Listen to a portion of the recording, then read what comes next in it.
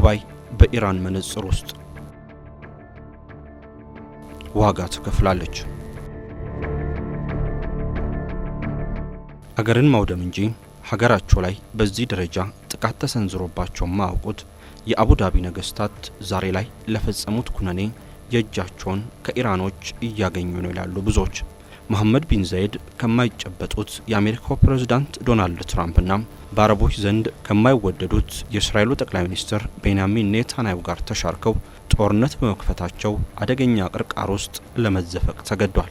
እናታይ መሪዎቹ ፋርሶች ቃታቸውን ወደ ተንቆጠቆጡት አቡዳቢና ዱባይ ሙሉ ለሙሉ እንደሚያዞሩ አረጋግጧል። ኢራን የተባበሩት አረብ ኤሚሬቶችን ውብ ከተሞች በኢላማ ውስጥ አስገብታለች። ለሰራችው ስራም የእጇን ታገኛለች ስትል ክፉኛ አስጠንቅቃለች።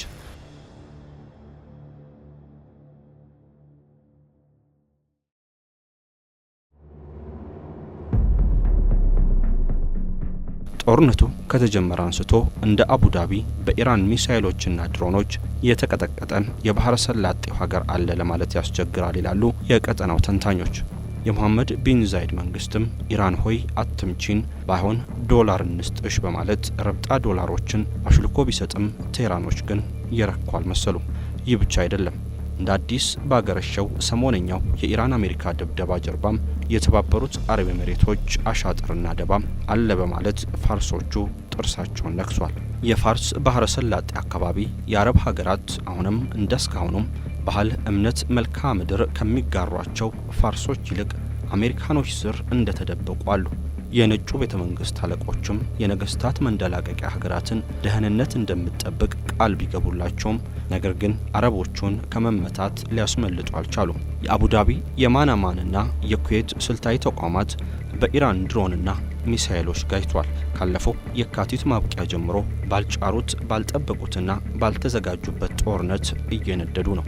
ሰላም ጤና ይስጥልን የተከበራችሁ ውድ ቤተሰቦቻችን፣ የኢራንን የበቀል እርምጃና የተባበሩት አረብ ኤሚሬቶችን ቀጣይ እጣ ፋንታ እንዲሁም የሁለቱን ሀገራት ውጥረት በዚህ ደረጃ ስለምን ተካረረ የሚለውን በትኩረት እንዳስሳለን። አብራችሁን ትቆዩ ዘንድ በአክብሮት እንጋብዛለን።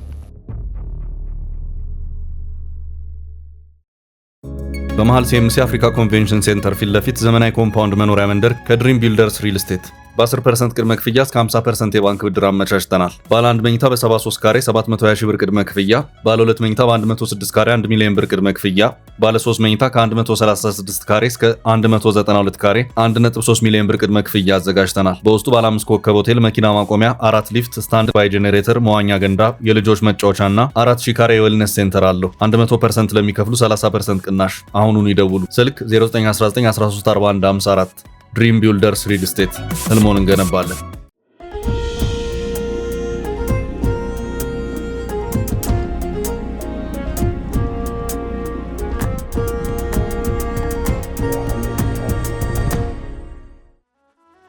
सख्त वार्निंग दी कि अबूज़ैबी को उसकी भारी कीमत चुकानी पड़ेगी। इस्माइल कौसरी का मजीद कहना है कि अमारात ने वाशिंगटन के साथ ताउन करके खित्ते में የኢራን የበቀል እርምጃ በአቡዳቢ ላይ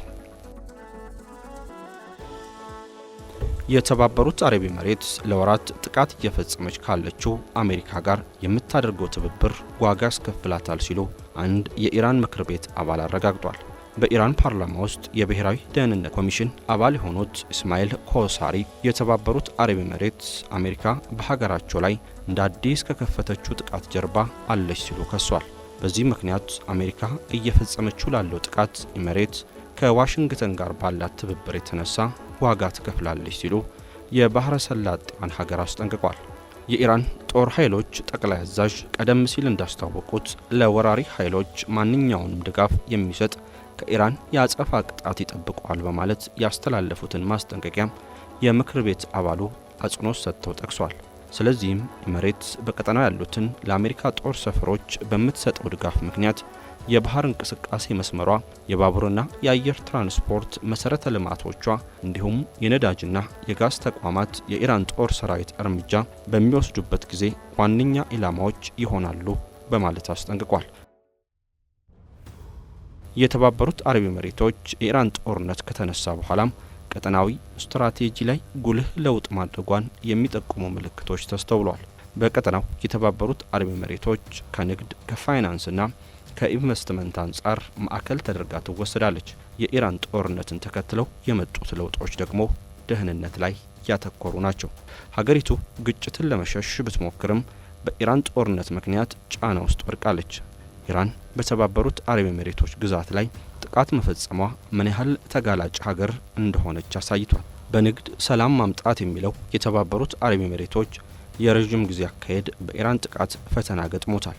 ይህ አካሄድ ያለ ጠንካራ የደህንነት ማዕቀፍ ብዙ እንደማያራምድ የተረዳችው የተባበሩት አረብ ኤሚሬቶች ቁልፍ አጋሮቿ ከሆኑት አሜሪካና እስራኤል ጋር ወታደራዊ ትስስሯን ማጠናከር መርጣለች። የኢራን ጦርነት የፖለቲካና ምጣኔ ሀብት የጋራ መስተጋብር ብቻውን ብዙ ርቀት እንደማያስኬድ አሳይቷል። የተባበሩት አረብ ኤሚሬቶችም በፍጥነት እየተለዋወጠ ባለው መካከለኛው ምስራቅ ውስጥ ስትራቴጂካዊ ስፍራ ለማግኘት የምታደርገውን ጥረት አጠናክራ ቀጥላለች። በቀጠናው ሀገራት ላይ ያላትን መተማመን መቀነስ አንደኛው መንገድ ነው። የፖለቲካ የምጣኔ ሀብትና የኢነርጂ ፍላጎቷን ለማሟላት በተሻለ ነጻነት ከቀጠና ውጭ መመልከትን መርጣለች። ኢራን በተለያዩ የተባበሩት አረብ ኤሚሬቶች ይዞታዎች ላይ ጥቃት መፈጸሟ አቡዳቢ ከተለመደው የውጭ ጉዳይ ፖሊሲዋ በተለየ መንገድ መንቀሳቀስ እንድትጀምር አድርጓታል። የቀድሞ የውጭ ጉዳይ ፖሊሲ ዲፕሎማሲን ከምጣኔ ሀብት ፍላጎት ጋር ለማጣጣም የሚሞክር ነበር። የአሜሪካና ኢራን ሚያዝያ ላይ የተኩስ አቁም ሲያደርጉ የተባበሩት አረብ ኤሚሬቶች የሚሰነዘሩባትን ጥቃቶች ማሳወቋን ቀጥላለች። የሀገሪቱ መከላከያ ሚኒስቴር በአውሮፓውያኑ ግንቦት መጀመሪያ ላይ ባወጣው መረጃ መሰረት ጦርነቱ ከተጀመረ አንስቶ 551 ባላስቲክ ሚሳኤሎች፣ 29 ክሩዝ ሚሳኤሎችና 2265 ድሮኖች ወደ ግዛቲቱ ተተኩሷል። የጦርነቱ መጀመሪያ ሰሞን የተባበሩት አረብ ኤሚሬቶች ነገሮች እንዲረግቡ ጥሪ ስታደርግ ቆይታለች። ግጭቱ ሲባባስ ግን ጠንካራ አቋም ማንጸባረቅ ጀምራለች። ጦርነቱ ከተጀመረ በኋላ ለመጀመሪያ ጊዜ ፕሬዝዳንት ሙሐመድ ቢን ዛይድ ባደረጉት ንግግር የተባበሩት አረብ ኤሚሬቶች ቀላል ኢላማ አይደለችም ብለዋል። በንግግራቸው ከምን ጊዜውም በላይ ጠንክረን እንወጣለን ሲሉም ተደምጧል።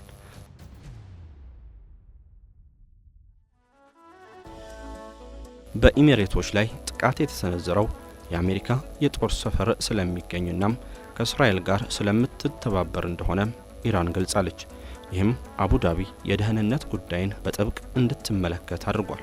የፕሬዝዳንቱ አማካሪ አንዋር ጋራጊሽ እንደተናገሩት ከኢራን የተሰነዘሩት ጥቃቶች ኤሚሬቶች ከአሜሪካ ጋር ያላትን የደህንነት ጥበቃ ትስስር የበለጠ የሚያጠናክሩ ናቸው። ከአሜሪካ ጋር በመጣመር የሆርሙዝ ወሽመጥን ደህንነት ለማስጠበቅ ስምሪት ማድረግን ያሰበችውም በዚህ ምክንያት ነው። አቡዳቢ ከእስራኤል ጋርም ጥብቅ ወታደራዊ ግንኙነት እንዳላት የአረብ ሀገራት እንዲሁም የእስራኤል መገናኛ ብዙኃን ዘግቧል። የእስራኤል ቀኝ አክራሪ መገናኛ ብዙኃን I24 ኒውስ ፋይናንሻል ታይምስን ጠቅሶ ባወጣው ዘገባም እስራኤል ለተባበሩት አረብ ኤሚሬቶች ዘመናዊ የአየር መቃወሚያ መሳሪያ መስጠቷን ይጠቁማል። እነዚህ መሳሪያዎች መካከል አይረን ቢም እና አይረን ዶም የተባሉት የአየር መቃወሚያ ስርዓቶች እንዲሁም ስፔክትሮ የተባለው የስለላ መሳሪያ ይጠቀሳሉ። አቡዳቢ በይፋ ለእነዚህ ዘገባዎች ምላሽ አልሰጠችም። የእስራኤል ጠቅላይ ሚኒስትር ቤንያሚን ኔታንያሁ ከፕሬዝዳንት ሙሐመድ ቢን ዛይድ ጋር ስለ ኢራን ጦርነት መወያየታቸውን ቢናገሩም መረጃውን አስተባብላለች። የኢራን ጦርነት እየተካሄደ ባለበት ወቅት የአረብ ሊግና የባህረ ሰላጤው ሀገራት ትብብር ካውንስልን በመሳሰሉ ቀጠናዊ መድረኮች ላይ ኤሚሬቶች በጉልህ ድምጿን ስታሰማ ቆይታለች። የፕሬዝዳንት ሙሐመድ ቢን ዛይድ አማካሪ አንዋር ጋራጊሽ እንደሚሉት የባህረ ሰላጤው ሀገራት ትብብር ካውንስል በጦርነቱ ላይ ያሳየው አቋም በታሪክ ደካማ የሆነ ነው። የባህረ ሰላጤው ሀገራት ለቀጠናዊ የደህንነት ስጋቶች የሚሰጡትን ምላሽ መከለስ እንዳለባቸው አሳስበዋል። የባህረ ሰላጤው ሀገራት ኢራን ላይ የሚያራምዱት ፖሊሲ መክሸፉን ጠቅሰው ሀገራቱ ራሳቸውን መቻል እንዳለባቸው እንዲሁም ስሌታቸውን ዳግመኛ መቃኘት እንደሚገባቸው ገልጿል። አሜሪካና ኢራን ወደ ጦርነት መመለሳቸው መካከለኛው ምስራቅን በውጥረት ሞልቶታል። በሁለቱ ሀገራት መካከል የመግባቢያ ስምምነት ከተፈረመ ወዲህ ከባድ የተኩስ ልውውጥ የተደረገው ያሳለፍነው ማክሰኞ ነበር። ኢራን በኩዌት በባህሬንና በኳታር የአሜሪካ ጦር ሰፈሮች ላይ የድሮን ድብደባ መፈጸሟን አሳውቃለች። ባህሬን ከኢራን የተሰነዘሩባትን ጥቃቶች ማክሸፍ መቻሏን ስትገልጽ በኩዌት የተተኮሰም የሚሳኤል ስብርባሪዎች አንድ ሰው ላይ ጉዳት ማድረሱ ይፋ ተደርጓል። የኢራን እስላማዊ አብዮታዊ ዘብ በዮርዳኖስ የሚገኝ የአሜሪካ ወታደራዊ ሰፈር ላይ 10 ሚሳኤል መተኮሱን ገልጿል። ዮርዳኖስ በበኩሏ 8 ሚሳኤሎችን መትቼ ጥያለሁ ስትል አሳውቃለች።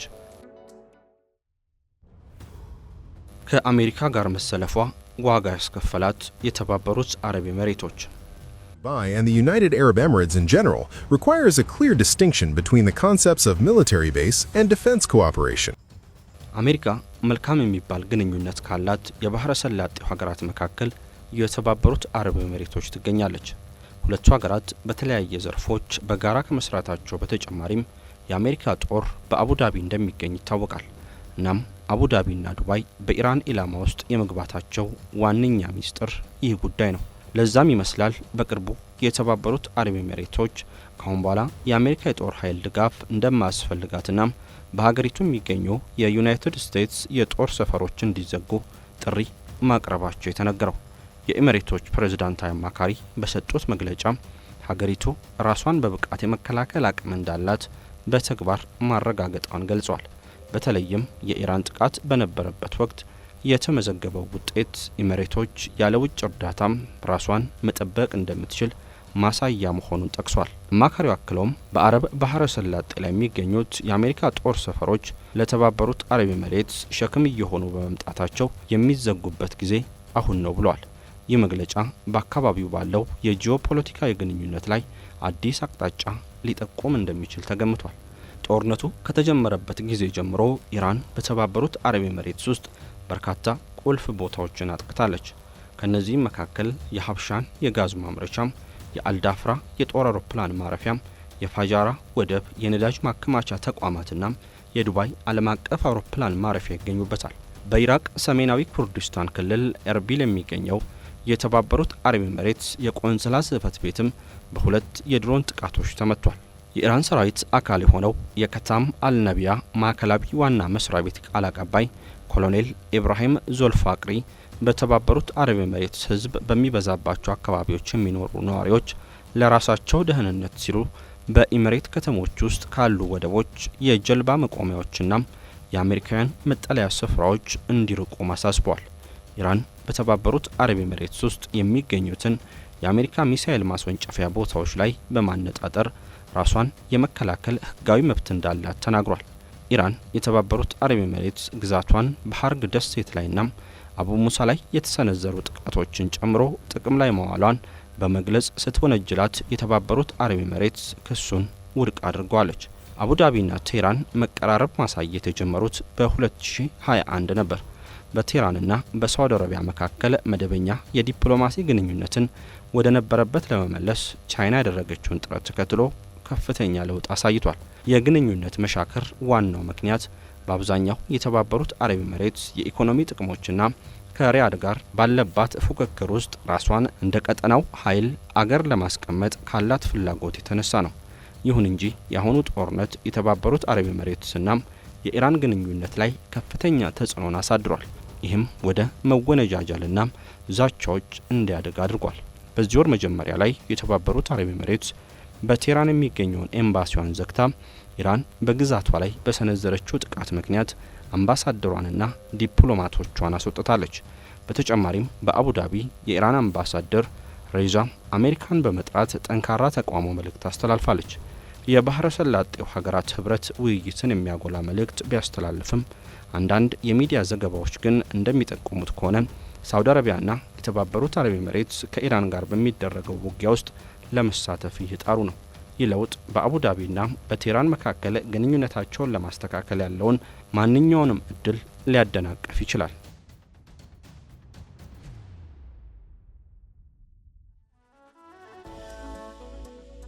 ሰው የዘራውን ያጭዳል እንዲሉ የተባበሩት አረብ ኤሚሬቶች ጉዳይ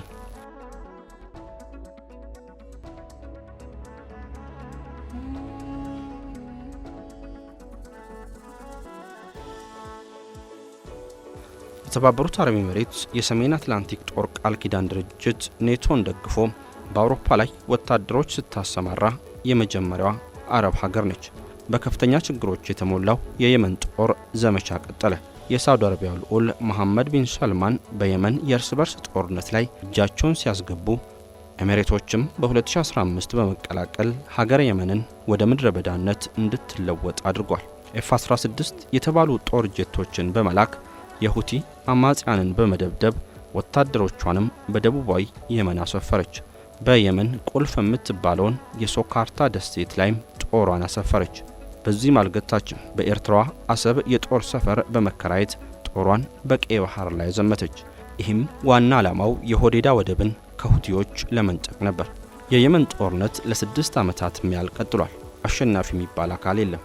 ሁቲዎችም ቢሆኑ መዲናዋን ሰንዓን ጨምሮ በርካታ የአገሪቱን ግዛቶች እየተቆጣጠሩ ነው። በየመን ያላትን ተሳትፎ ብትቀንስም በቀጠናው ላይ ያላትን ተጽዕኖ ለመጨመር አወዛጋቢ በሚባል ሁኔታ ከቱርክ ጋር ፉክክር ላይ ናት።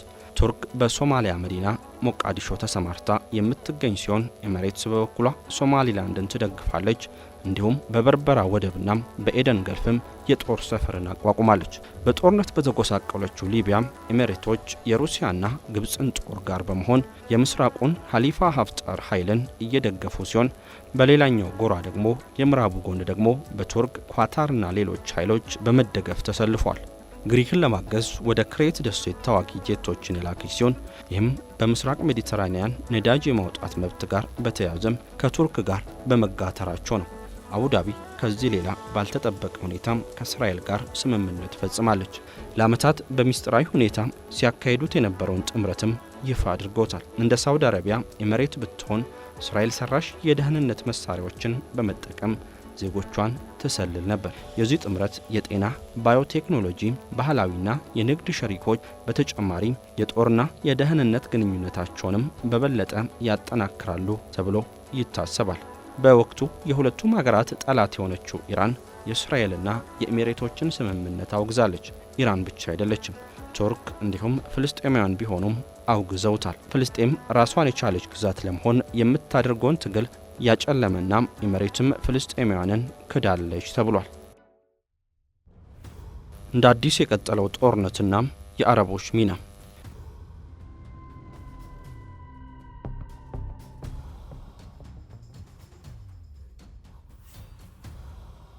የባህረ ሰላጤው ሀገራት በተለይም ኩዌትና ባህሬን በኢራን ላይ የተቀናጀ ወታደራዊ ጥቃት መፈጸማቸውን የኢብራይስጡ ቻናል 11 የዜና ማዕከል ዘግቧል።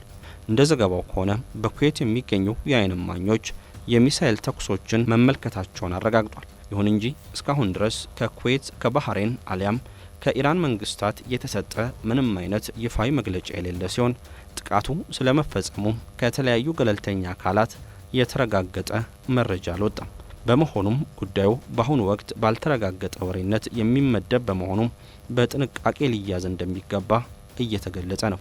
ይህ የተባለው ወታደራዊ እርምጃም እውነት መሆኑ ከተረጋገጠ ግን በቀጠናው ያለውን የጦርነት ውጥረት ወደ ከፋ ደረጃም የሚያሸጋግርና በመካከለኛው ምስራቅ አዲስ የጦርነት ግንባር የሚከፍት ይሆናል ተብሎ ተሰግቷል። በሰሜናዊ የኢራን ክፍል አቅላ ከተማም የባቡር ሀዲድ በተዘረጋበት ድልድይ ላይ ጉዳት መድረሱንም ማረጋገጥ ተችሏል። ይህ በእንዲህ እንዳለም ኳታር፣ ፓኪስታንና ሌሎችም ቀጠናዊ አደራዳሪዎች አሜሪካና ኢራንን ወደ ውይይት ለመመለስ ጥረት እያደረጉ እንደሚገኙ ተሰምቷል። የአሜሪካው አክሲዮስ እንደዘገበው አሸማጋዮቹም አሜሪካና ኢራን እንደ አዲስ የገቡበትን ግጭት አቁመው ኒውክሌርን የተመለከተ ውይይት እንዲቀጥሉ ለማድረግ እየሞከሩ ነው። አክሲዮስ በአሜሪካና በአሸማጋዮቹ ሀገራት የሚገኙ ሁለት ምንጮቹን ጠቅሶ እንደዘገበው ውይይቶች እንዲቀጥሉ ጥረቶች ተጀምሯል። ትራምፕ ትኩረታቸው የሆርሙዝ ወሽመጥን ማስከፈት መሆኑን ተናግሯል።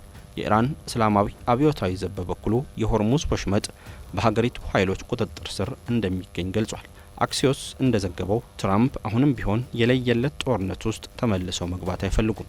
የአሜሪካ ጦር ለሁለት ተከታታይ ቀናት በፈጸመው ጥቃት በኢራን ወደ 90 ኢላማዎችን መምታቱን አስታውቋል። ኢራን እስላማዊ አብዮታዊ ዘብ በኩዌት በባህሬንና በኳታር የአሜሪካ ጦር ሰፈሮች ላይ የድሮን ድብደባ መፈጸሙን ገልጿል። እስከዛው ግን የፋርስ ባህረ ሰላጤ አካባቢ የአረብ ሀገራት አሁንም ባህል፣ እምነት፣ መልክዓ ምድር ከሚጋሯቸው ፋርሶች ይልቅ አሜሪካኖችን በመምረጣቸው ዋጋ ይከፍላሉ፣ እየከፈሉም ይገኛሉ። የተባበሩት አረብ ኤሚሬቶችም በኢራኖች በትር ዳግም ልትነጠር ቀጠሮ ተይዞላታል። የተከበራችሁ ውድ ቤተሰቦቻችን ስለተከታተላችሁን ከልብ እናመሰግናለን። ጤና ይስጥልን።